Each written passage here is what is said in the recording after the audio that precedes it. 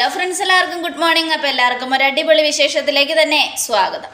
അങ്ങനെ കാണിക്കുന്നത് നമ്മുടെ ദേവയാനിയാണെങ്കിൽ ചന്തുമോൾക്ക് കഥയൊക്കെ പറഞ്ഞു കൊടുക്കുക. അങ്ങനെ കൃഷ്ണനെ കൊല്ലാൻ വന്ന രാക്ഷസിയായിരുന്നു ആ വേഷം മാറി വന്നത്. അതൊന്നും അറിയാതെയാണ് എല്ലാവരും അതൊരു പാവ സ്ത്രീയാണെന്ന് കരുതിയൊക്കെ വിശ്വസിച്ചത് എന്നൊക്കെ പറഞ്ഞുകൊണ്ട് ഇങ്ങനെ നിൽക്കുക, പൂതനയുടെ കഥയൊക്കെ പറഞ്ഞുകൊണ്ട്. അപ്പോഴേക്കും ജലജയാണെങ്കിൽ ഉണ്ണിക്കണ്ണനെയും കൊണ്ട് വരിക. ആഹാ, അനന്തപുരി തറവാട്ടിലെ ഉണ്ണിക്കണ്ണൻ എത്തിയല്ലോ, വാടാ വാടാ വാടാ എന്നും പറഞ്ഞുകൊണ്ട് കുഞ്ഞാവെ എടുത്ത് ഇങ്ങനെ മടിയിലിരുത്തി കളിപ്പിക്കുക. നോക്കിയേ, ഇതാണ് മോൻ്റെ ചേച്ചി, ചന്തു ചേച്ചി എന്നൊക്കെ പറഞ്ഞുകൊണ്ട് അങ്ങനെ ദേവയാനി കൊച്ചിന് കാണിച്ചൊക്കെ കൊടുക്കുക. അപ്പം ചന്തുമോള് സന്തോഷത്തോടെ കുഞ്ഞാവയെ കളിപ്പിച്ചുകൊണ്ടിരിക്കുക. ഈ സമയം അത് കണ്ടുകൊണ്ട് നവ്യ വരികയാണ്. അപ്പം ജലജ, ഹാഹാ, ഞാൻ വിചാരിച്ചതുപോലെ തന്നെ കാര്യങ്ങൾ നടന്നു. ഇവൾ ഈ നേരത്ത് വന്നിരുന്നെങ്കിലോ എന്ന് ഞാൻ ആലോചിച്ചു. അതുപോലെ തന്നെ ഇവളെത്തി എന്നും ആലോചിച്ചുകൊണ്ട് ജലജ ഇങ്ങനെ ഇരിക്കുക. അമ്മായി എന്താ ഈ കാണിക്കുന്നേ എന്നും പറഞ്ഞുകൊണ്ട് കൊച്ചിനെ നമ്മുടെ ജലജയുടെ ദേവയാനിയുടെ കയ്യിൽ നിന്നും നവ്യെ തട്ടിപ്പറിച്ചു. അതിനുശേഷം അമ്മായി ഈ കൊച്ചിനെ എടുക്കുന്നതുകൊണ്ട് എനിക്ക് ഒരു കുഴപ്പമില്ല. അമ്മായി ഇതിനൊന്ന് എടുത്തിരുന്നെങ്കിലോ എന്ന് ഞാൻ ആഗ്രഹിച്ചിട്ടുണ്ട്. പക്ഷേ എന്ന് കരുതി ഇവളെൻ്റെ അനിയത്തിയുടെ മോളല്ല. അങ്ങനെയുള്ളപ്പോൾ എവിടെ നിന്നോ വലിഞ്ഞു കയറി വന്ന ഇവളുടെ മുൻപിൽ എൻ്റെ കുഞ്ഞിനെ കാണിച്ച് കളിപ്പിക്കുന്നത് എനിക്ക് ഇഷ്ടമല്ല എന്ന് പറഞ്ഞാൽ ഇഷ്ടമല്ല. അത് ഞാൻ സമ്മതിക്കത്തുമില്ല. അപ്പോൾ നമ്മുടെ ദേവയാനി, മോളെ അതിന് ചന്തുമോൾ എന്ത് തെറ്റ് ചെയ്തു? ചന്തുമോളും ആദർശിൻ്റെ കുഞ്ഞല്ലേ.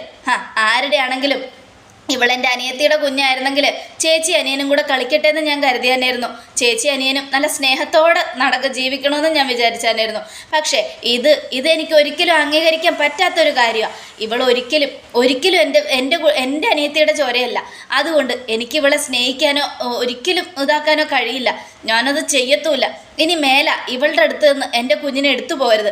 ഇവളെ കാണിച്ച് എൻ്റെ കുഞ്ഞിൻ്റെ ചേച്ചിയാണെന്ന് പഠിപ്പിക്കുകയും വേണ്ട, മനസ്സിലായല്ലോ എന്നും പറഞ്ഞുകൊണ്ട് നമ്മുടെ നവ്യ ദേഷ്യപ്പെട്ട് അങ്ങ് ജലജയെ നോക്കുക. അമ്മ എന്തിനാ കൊച്ചിനെ കൊണ്ടുവന്ന് അമ്മായിയുടെ കയ്യിൽ കൊടുത്തത്? ഓ, ഞാനതിനൊന്നും ചെയ്തില്ലല്ലോ മോളെ. നിൻ്റെ അമ്മായിയല്ലേ, കൊച്ചിൻ്റെ മുത്തശ്ശിയല്ലേ, അപ്പം പിന്നെ ഒന്ന് കൊടുത്തു, അത്രയേ ഉള്ളൂ. വേണ്ട, ഇതൊന്നും എനിക്കിഷ്ടമല്ല, മനസ്സിലായല്ലോ. അത് കേട്ടതും നമ്മുടെ ജലജ അങ്ങനെ ആകെ സ്തംഭിച്ച് നിൽക്കുക. ഈ സമയമാണെങ്കിൽ പിന്നീട് നവ്യ അങ്ങ് പോയി കഴിഞ്ഞതും, ഏട്ടത്തി എന്ത് ചെയ്യാനാ ഏട്ടത്തി, നാവിന് എല്ലില്ല എന്ന് പറയുന്ന പോലെ അവൾക്ക് ഒരു ഇതുമില്ല, സംസാരത്തിന് ഒരു നിയന്ത്രണവും ഇല്ല. പരിധി വിട്ടങ്ങ് പറയും. ആരുടെ മുഖത്ത് നോക്കി പറയണമെന്ന് ഒരു ചിന്തയുമില്ല. അത് നീ നിയന്ത്രിക്കാത്തത് കൊണ്ടാ ജലജേ.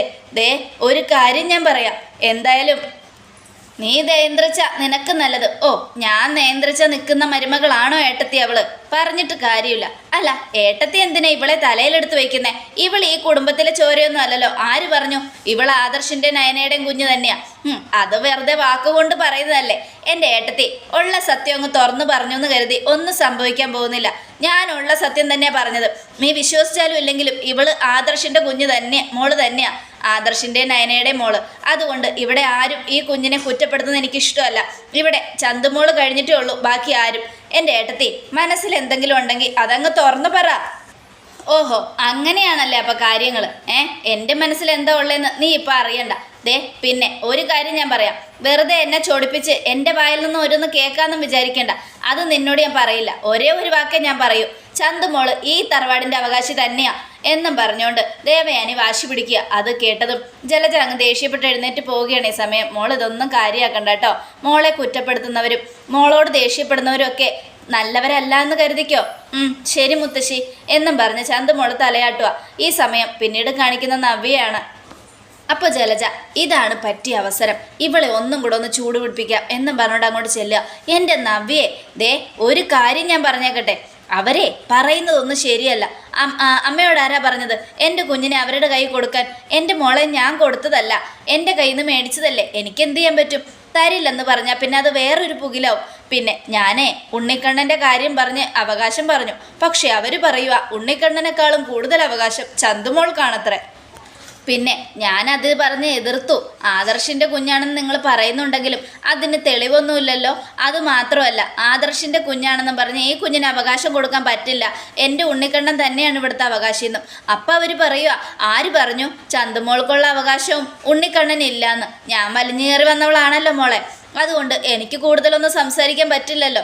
എന്നെ ഇവിടെയുള്ളവരെ എടുത്തോണ്ട് വളർത്തിയതല്ലേ. അതുകൊണ്ട് എനിക്ക് എന്ത് പറയാൻ പറ്റും മോളെ? ആരൊക്കെ എന്തൊക്കെ പറഞ്ഞാലും എൻ്റെ കുഞ്ഞിനുള്ള അവകാശവും അധികാരം ഇതാക്കിയ ഞാൻ സമ്മതിക്കില്ലമ്മേ.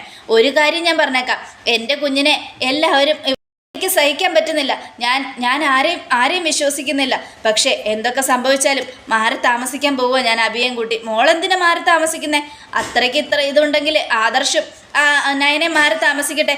ആ ചന്തുമോളെയും കൊണ്ട് മോൾ എവിടേക്കും പോകണ്ട.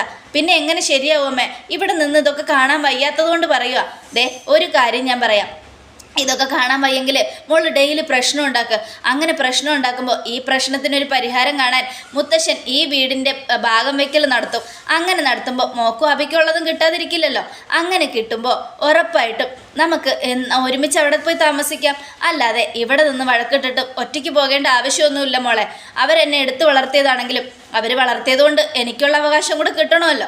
അതുകൊണ്ട് അത് മേടിച്ചിട്ട് നമുക്ക് സമാധാനത്തിൽ പോകാം എന്നൊക്കെ പറഞ്ഞുകൊണ്ട് ജലജ ഉപദേശിക്കുകയാണ്. ഈ സമയം പിന്നീട് കാണിക്കുന്ന നന്ദുവിനെയാണ്. നന്ദു പോലീസ് ജീപ്പിൽ കയറിയിട്ട് പോലീസ് ജീപ്പിൽ പോയിക്കൊണ്ടിരിക്കുക. പെട്ടെന്ന് ഒരാൾ ഹെൽമറ്റ് ഇട്ടുകൊണ്ട് നന്ദുവിൻ്റെ ജീപ്പിൻ്റെ മുൻപിൽ വന്ന് വട്ടം നിൽക്കുക. ആരുടെ അത് എന്നും പറഞ്ഞുകൊണ്ട് നന്ദു ഒച്ചത്തിൽ ചോദിച്ചു. അത് കേട്ടതും തലയിൽ നിന്ന് ഹെൽമറ്റ് ഊരി. വേറെ ആരുമല്ല, അത് അനിയായിരുന്നു. അനിയെ കണ്ടതും നന്ദു ആകെ ഒരു ഷോക്കായി. അപ്പോഴത്തേക്കും ഡ്രൈവർ, മാഡം ഞാൻ പോട്ടെ? ഏയ് വേണ്ട ഇത് ഞാൻ ഡീൽ ചെയ്തോളാം എന്നും പറഞ്ഞ് നന്ദു ജീപ്പിൽ നിന്നും ഇറങ്ങി. അനി എന്താ ഇത്? നിനക്കെന്താ പറഞ്ഞാൽ മനസ്സിലാവില്ലേ? നീ എന്തിനാ വണ്ടിക്ക് വട്ടം ചാടിയത്? ഞാൻ ചെയ്തത് തെറ്റല്ലേ മാഡം? അപ്പം പിന്നെ ഒരു കാര്യം ഞാൻ പോലീസ് വാഹനത്തിൻ്റെ മുന്നിലേക്ക് എടുത്തു ചാടി എന്നും പറഞ്ഞൊരു കേസിട്ട് എന്നെ കൊണ്ട് ലോക്കപ്പിലിട്. ധ്യാനി, നീ എന്താടാ ഇങ്ങനെയൊക്കെ പറയുന്നേ? ഞാൻ അങ്ങനെ ചെയ്യില്ല എന്ന് നിനക്കറിയാം. ഒരു കാര്യം നിയമത്തിനെതിരായി ഞാൻ ചെയ്യില്ല, നിയമത്തിന് നിരക്കാത്തതും ചെയ്യില്ല. അങ്ങനെയുള്ളപ്പോൾ നീ ചെയ്യുന്നത് എന്തൊക്കെയാണ്? പക്ഷെ നിന്നെ എനിക്ക് പിടിച്ച് അകത്തിടാൻ പറ്റില്ല. അതുകൊണ്ട് നീ ഇതൊക്കെ ചെയ്യുന്നതെന്ന് എനിക്കറിയാം. നന്ദു, ഒരു കാര്യം ഞാൻ പറയാം, എനിക്ക് നിന്നെ ഇഷ്ടമാണ്. അത് ഞാൻ നിന്നോട് പല പ്രാവശ്യം പറഞ്ഞിട്ടുണ്ട്. പക്ഷെ എന്നെ തള്ളിക്കളഞ്ഞ് നീ മറ്റൊരാളെ വിവാഹം കഴിക്കുന്നതും എനിക്കിഷ്ടമല്ല. അങ്ങനെയുള്ളപ്പോൾ എനിക്ക് നിന്നെ കാണാതിരിക്കാൻ പറ്റില്ല നന്ദു. പോലീസ് സ്റ്റേഷനിലേക്ക് നിന്നെ കാണാൻ വന്നപ്പോൾ നീ എന്നെ കാണാൻ സമ്മതിച്ചില്ല. പക്ഷെ ഒരു കാര്യം ഞാൻ പറയാം, നീ ഇല്ലാതെ എനിക്ക് പറ്റില്ല. നീ നിയമത്തിന് നിരക്കാത്തതായി പറയുന്നത്. എടാ, നീ ചെയ്യുന്നത് ഏറ്റവും വലിയ ക്രിമിനൽ കുറ്റമാണ്. വിവാഹം കഴിഞ്ഞൊരു പയ്യനാണ് നീ. അങ്ങനെയുള്ളപ്പോൾ ആ പെണ്ണിനെ, അതായത് സ്വന്തം ഭാര്യയെ ചതിച്ച് നീ മറ്റൊരു പെണ്ണിൻ്റെ പിന്നാലെ നടക്കുന്നത് കുറ്റമാടാ, ക്രിമിനൽ കുറ്റം. ആര് പറഞ്ഞു? വിവാഹം കഴിഞ്ഞിട്ടും വിവാഹം കഴിയാത്ത പോലെ ജീവിക്കുന്ന ഒരു പയ്യനെന്ന് പറ നന്ദു. ഒരിക്കലും എനിക്ക് അവളുടെ കൂടെ ജീവിക്കാൻ പറ്റില്ല എന്ന് ഞാൻ നിന്നോട് പറഞ്ഞില്ല നന്ദു. അത് കേട്ടത് നന്ദു, എൻ്റെ അനി, നീ വിചാരിച്ച അവളോടൊപ്പം നിനക്ക് സന്തോഷമായിട്ട് ജീവിക്കാം. അവളും നീ സ്നേഹിച്ചു കഴിഞ്ഞാൽ തിരിച്ച് സ്നേഹിക്കും. അത് കേട്ടതും ഒരിക്കലുമില്ല. അവളുടെ ലോകം വേറെയാ. കണ്ടവന്മാരോടൊപ്പം ചുറ്റി നടന്ന് അവൾ വേറൊരുത്തനെ സ്നേഹിക്കുന്നുണ്ട്. അവൻ്റെ കൂടെ അവൾ ജീവിക്കൂ. പിന്നെ അവൾക്ക് തലയെടുപ്പോടുകൂടെ നടക്കണം. എൻ്റെ ഭാര്യയാണെന്നും അനന്തപുരി തറവാടിൻ്റെ മരുമകളാണെന്നും പറഞ്ഞുകൊണ്ട്. അതുകൊണ്ടാണ് അവൾ ഇങ്ങനെയൊക്കെ ചെയ്യുന്നത്. അല്ലാതെ എന്നോടുള്ള ഇഷ്ടം കൊണ്ടൊന്നുമല്ല. അവൾ ഒരുപാട് തെറ്റുകൾ ചെയ്യുന്നവളാ. അതൊക്കെ നീ കണ്ടുപിടിച്ച നിനക്ക് മനസ്സിലാവും. ഇപ്പം നീ ഒരു പോലീസ് ഓഫീസറല്ലേ.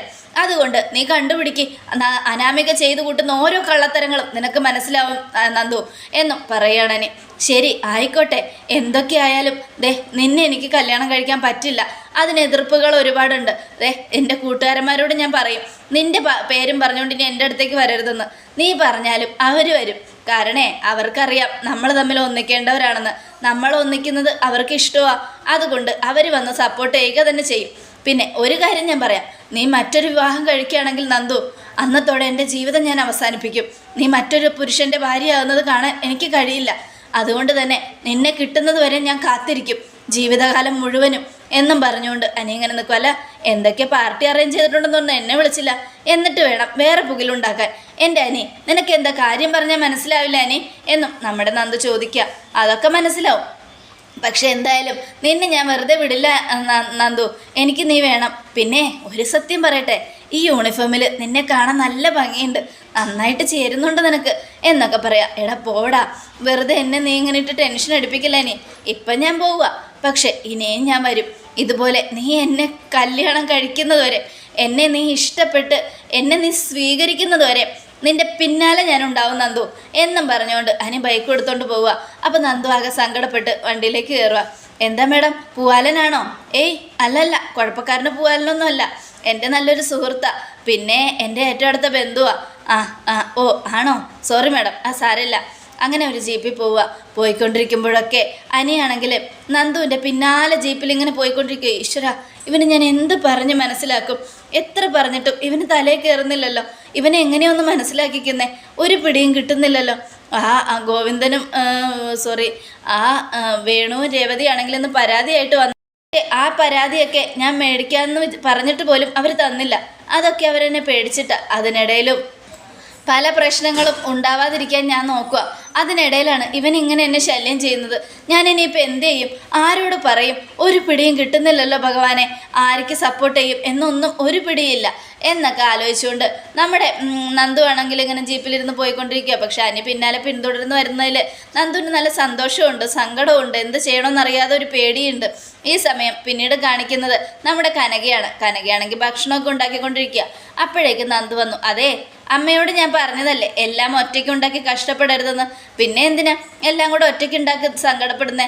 എൻ്റെ മോളെ, ഞാൻ ഇതൊക്കെ ഒറ്റയ്ക്ക് ഉണ്ടാക്കുന്നതുകൊണ്ട് എനിക്ക് ഒരു ശല്യവും. മോൾ എന്ത് വേണമെന്ന് പറഞ്ഞാൽ മതി, മൊത്തം ഞാൻ ഉണ്ടാക്കാം എന്നും പറയുകയാണ് നമ്മുടെ കനക. അത് കേട്ടതും അമ്മേ, ഒരുപാട് ഫുഡ് വേണം. ഹോട്ടലിൽ വെച്ച് പാർട്ടി നടത്താതെ ഇവിടെ വെച്ച് നടത്തുന്നതേ അമ്മ ഉണ്ടാക്കുന്ന ഫുഡ് കഴിക്കാനാ. അതുകൊണ്ട് നന്നായിട്ട് ഉണ്ടാക്കണേ. അതൊക്കെ ഞാൻ ഉണ്ടാക്കിക്കോളാം. എന്ത് വേണമെന്ന് നീ പറഞ്ഞാൽ മതി മോളെ എന്നൊക്കെ പറയാം. അമ്മേ, ഒരു കാര്യം ഞാൻ പറയാം. ആദർശേട്ടനും നയനേച്ചിയും അഭിയേട്ടനും നവ്യേച്ചിയും എല്ലാവരും ഇങ്ങോട്ട് വരുന്നുണ്ട്. എല്ലാവർക്കും വേണ്ട ഫുഡ് ഉണ്ടാക്കി അമ്മ കഷ്ടപ്പെടണം. ആരെങ്കിലും വിളിക്കമ്മേ. അതൊന്നും വേണ്ട, ഞാൻ ഒറ്റയ്ക്ക് ചെയ്തോളാം. പക്ഷെ ആദർശ് വരുന്നുണ്ടോ മോളെ? ഉണ്ട്. എന്താ കുഴപ്പം? എന്നാലും ആദർശിനെ കാണുമ്പോൾ അമ്മയ്ക്കൊരു ദേഷ്യം വരുമോ മോളെ? ആദർശിനെ അങ്ങോട്ട് ഉൾക്കൊള്ളാനോ സ്നേഹിക്കാനോ അമ്മയ്ക്ക് കഴിയുന്നില്ല. അമ്മ വെറുതെ മനസ്സിലെ സംശയം വെച്ചുകൊണ്ട് ആദർശേട്ടനെ കുറ്റം പറയരുത്. ആദർശേട്ടനൊരു പാവ, ഒരിക്കലും ആ മനുഷ്യൻ തെറ്റിയില്ലെന്ന് എനിക്ക് നല്ല ഉറപ്പുണ്ട്. പക്ഷെ മോളെ, ഒന്ന് ആലോചിച്ച് നോക്ക്. ആദർശ് തന്നെ പറയുന്നത് തെറ്റ് ചെയ്തത് ആദർശാന്ന്. അങ്ങനെയുള്ളപ്പോൾ ആദർശ് തെറ്റ് ചെയ്തിട്ടില്ലെന്ന് നീ എങ്ങനെ വിശ്വസിക്കുന്നത്? എനിക്ക് നല്ല വിശ്വാസമുണ്ട്. ആദർശേട്ടൻ തെറ്റ് ചെയ്യില്ല. പോലീസ് മൈൻഡുള്ള പെണ്ണാ ഞാൻ, പോലീസുകാരിയാണ്. അങ്ങനെയുള്ളപ്പോൾ ഒരു ക്രിമിനൽ ആരാണ്, ക്രിമിനൽ കുറ്റം ചെയ്യാത്ത ആളാരാണ് എന്നൊക്കെ ഒറ്റ നോട്ടത്തിൽ മനസ്സിലാക്കാൻ എനിക്ക് കഴിയും. അതുകൊണ്ട് തന്നെയാണ് ഞാൻ പറയുന്നത്, ആദർശേട്ടൻ തെറ്റ് ചെയ്തിട്ടില്ല. ആദർശേട്ടൻ തെറ്റുകാരനല്ല. ഇത് ഞാൻ പറയുന്ന സത്യം. അമ്മയ്ക്ക് വേണമെങ്കിൽ വിശ്വസിക്കാം. ഈ പേരും പറഞ്ഞ് ഇവിടെ വരുന്ന ആദർശേട്ടനെ കുറ്റപ്പെടുത്തുകയോ സങ്കടപ്പെടുത്തുകയോ ചെയ്യരുത്. മനസ്സിലായല്ലോ എന്നും കനകയെ ഉപദേശിക്കണം നന്ദു. ശരി, എന്നാ പിന്നെ ഒരു കാര്യം ചെയ്. എൻ്റെ മോൾ SI അല്ലേ? ചന്തുമോൾ ആരുടെ കുഞ്ഞാണെന്ന് മോളൊന്ന് അന്വേഷിച്ച് കണ്ടുപിടിക്കും. അതിനവർ പരാതി തരാതെ ഞാനെങ്ങനെ അന്വേഷിക്കും? എന്തായാലും ഇപ്പം അതിനൊന്നും പറ്റില്ല. അവർ വരുമ്പോൾ സ്നേഹത്തോടെ അല്ലാതെ അമ്മ പെരുമാറരുത്. മനസ്സിലായല്ലോ എന്നും പറഞ്ഞ് നന്ദു കനകയെ ഉപദേശിക്കുകയാണ്. ഈ സമയം കനക ഭക്ഷണം ഉണ്ടാക്കിക്കൊണ്ട് ആദർശിനെ കുറിച്ച് ആലോചിക്കുക. ഇതേ സമയം പിന്നീട് കാണിക്കുന്നത് നമ്മുടെ നവ്യാണ്. അഭി ഇങ്ങനെ ഓരോന്ന് ആലോചിച്ചുകൊണ്ടിരിക്കുമ്പോൾ, എടാ നീ വരുന്നില്ലേ? എവിടേക്ക്? എടാ നന്ദു SI ആയതിൻ്റെ പാർട്ടി തരുമെന്ന്. എന്നിട്ട് എന്താ നീ ഒരുങ്ങാതെ നിൽക്കുന്നേ? ഞാൻ ഒരുങ്ങി തന്നെയാണ് നിൽക്കുന്നത്. പിന്നെ പോകാനൊരു ഇൻട്രസ്റ്റ് ഇല്ല, ഉഷാറില്ല നവ്യെ. അതെന്താടാ? എന്നെ ഒരു ബ്രാഞ്ച് ഏൽപ്പിക്കാമെന്ന് മുത്തശ്ശനും മുത്തശ്ശിയും ആദർശേട്ടനും പറഞ്ഞപ്പോൾ അത് മൊത്തമായിട്ട് എൻ്റെ കയ്യിലേക്ക് തരുമെന്നാണ് ഞാൻ കരുതിയത്. പക്ഷേ ബ്രാഞ്ച് ഏൽപ്പിച്ചു എന്ന പേരിന് മാത്രം. ഞാനാണ് ആ ബ്രാഞ്ചിൻ്റെ ഇതെന്ന് പേരിന് മാത്രമേ അവർ പറഞ്ഞിട്ടുള്ളൂ. ബാക്കിയൊക്കെ അതിൻ്റെ മേൽനോട്ടം മുഴുവനും വേറൊരാൾക്കാണ്. അയ്യോ അതെന്താ? ബ്രാഞ്ചിൻ്റെ മാനേജറൊക്കെ ഞാൻ തന്നെയാണ്. പിന്നെ അങ്ങനെ പറഞ്ഞിട്ട് കാര്യമില്ലല്ലോ. ഞാനാണെങ്കിലും എല്ലാം നോക്കി നടത്തുന്നത് വേറൊരാളല്ലേ. അതിൻ്റെ ഒരു സങ്കടം എനിക്കുണ്ട്. എനിക്കാണെങ്കിൽ 3 ബ്രാഞ്ചുണ്ട്. അതുകൊണ്ട് ഒരാളെ നിർത്തിയതിൽ തെറ്റ് പറയാൻ പറ്റില്ല. പക്ഷെ എനിക്ക് ഒരു ബ്രാഞ്ചല്ലേ ഉള്ളൂ. അത് തെറ്റാടാ. അതുകൊണ്ട് നീ ആദർശേട്ടനോട് പറയണം. ഇതൊക്കെ അയാളുടെ കുടില ബുദ്ധിയായിരിക്കും. അതെ, അത് നീ പറഞ്ഞ സത്യം നവ്യേ. ഇതൊക്കെ അയാളുടെ കുടില ബുദ്ധിയാണ്. അങ്ങനെ ഒറ്റക്ക് ഞാനൊരു ബ്രാഞ്ച് നോക്കി നടത്തി ഞാനത് വലിയ നിലയിലെത്തിച്ച അയാളുടെ പേര് നഷ്ടമാവുമല്ലോ. അതുകൊണ്ട് അയാൾ മനഃപൂർവ്വം ഒരാളെ വിട്ട് എന്നെ അപമാനിക്കുന്നതാണ് നവ്യെ. ഞാനൊരിക്കലും അത് ഒറ്റയ്ക്ക് ചെയ്തതല്ല. അതെല്ലാം അയാളുടെ കഴിവാണെന്ന് വരുത്തി തീർക്കാൻ വേണ്ടിയാണ് അയാൾ ചിന്തിക്കുന്നത് എന്നൊക്കെ പറയാണ്. അത് കേട്ടതും നമ്മുടെ നവ്യ ആകെ ദേഷ്യപ്പെട്ടിങ്ങനെ നിൽക്കുക. എന്നാലും എത്രയൊക്കെ തെറ്റ് ചെയ്തിട്ടും അയാളിവിടെ എല്ലാവരും ഇങ്ങനെ പുകഴ്ത്തി പറയുന്നത് കാണുമ്പോൾ എനിക്ക് സങ്കടം. എല്ലാവരും കണക്കാ. എൻ്റെ അഭി ഒരു തെറ്റും ചെയ്യാതെ എൻ്റെ അഭി ഇതാക്കുക. നീ പേടിക്കണ്ട അഭി, എല്ലാത്തിനും നിനക്ക് ഞാൻ സപ്പോർട്ട് ഉണ്ടാവും. ഇവിടെ ആര് നിന്നെ കുറ്റം പറഞ്ഞാലും അവരുടെയൊക്കെ മുൻപിൽ നിന്നെ ഞാൻ രക്ഷിക്കൂടാ. നിനക്ക് വേണ്ടി ഞാൻ എന്തും ചെയ്യും. ഇവിടെ നിനക്കൊരു ബ്രാഞ്ച് തന്നിട്ട് അതിൻ്റെ മുകളിൽ ചുമതല ഏൽപ്പിച്ച ആദർശേട്ടൻ്റെ കുടില ബുദ്ധിയെ തകർത്തുകൊണ്ട് ഞാൻ നിൻ്റെ ഒപ്പം തന്നെ ഉണ്ടാവും എന്നൊക്കെ പറഞ്ഞുകൊണ്ട് നവ്യ അഭിയെ സ്നേഹിക്കുകയാണ്. ഇത് കണ്ടതും നവ്യയുടെ കയ്യിലൊരു ഉമ്മയൊക്കെ കൊടുത്ത് അഭി നവ്യ സന്തോഷത്തോടെ താങ്ക്സ് നവ്യ, നീ എൻ്റെ ഒപ്പം ഉണ്ടല്ലോ, നീയാണ് എൻ്റെ ധൈര്യം, നീയാണ് എൻ്റെ എല്ലാം എന്നൊക്കെ പറഞ്ഞുകൊണ്ട് നവ്യയ്ക്ക് സന്തോഷത്തോടെ ഉമ്മയൊക്കെ കൊടുത്തിട്ട് അവിടെ ഇങ്ങനെ നിൽക്കുക. എന്നാൽ നീ പെട്ടെന്ന് റെഡിയാവും. അങ്ങോട്ട് പോകാൻ എനിക്ക് തോന്നുന്നില്ല, വല്ല ഹോട്ടലിൽ വെച്ചാൽ മതിയായിരുന്നു. എടാ നീ പോകുന്നത് എൻ്റെ വീട്ടിലേക്കാണ്, അത് നമ്മുടെ വീടാ, അല്ലാതെ നയനയുടെ മാത്രം വീടല്ല. നീ വന്നേ, എൻ്റെ അനിയത്തെ ഒരിക്കൽ പാർട്ടിക്ക് പോകാൻ നീ നാണക്കേടൊന്നും കാണിക്കണ്ട വാ എന്നും പറഞ്ഞ് നമ്മുടെ നവ്യ അങ്ങോട്ട് പോവുകയാണ്. ഇത് കണ്ടത് അഭി ആലോചിച്ചുകൊണ്ട് നിൽക്കുകയാണ്. ഇത് തന്നെയായിരുന്നടി എനിക്ക് വേണ്ടത്, നിൻ്റെ വിശ്വാസം അത് ഞാൻ നേടിക്കഴിഞ്ഞു മോളെ എന്നും പറഞ്ഞുകൊണ്ട് നിൽക്കുകയാണ്. അതോടുകൂടി എപ്പിസോഡ് അവസാനിക്കുകയാണ്. നാളത്തെ ഒരു തകർപ്പൻ വിശേഷത്തിനായിട്ട് കാത്തിരിക്കുക. എല്ലാവർക്കും ഒരിക്കൽ കൂടെ നല്ലൊരു ശുഭ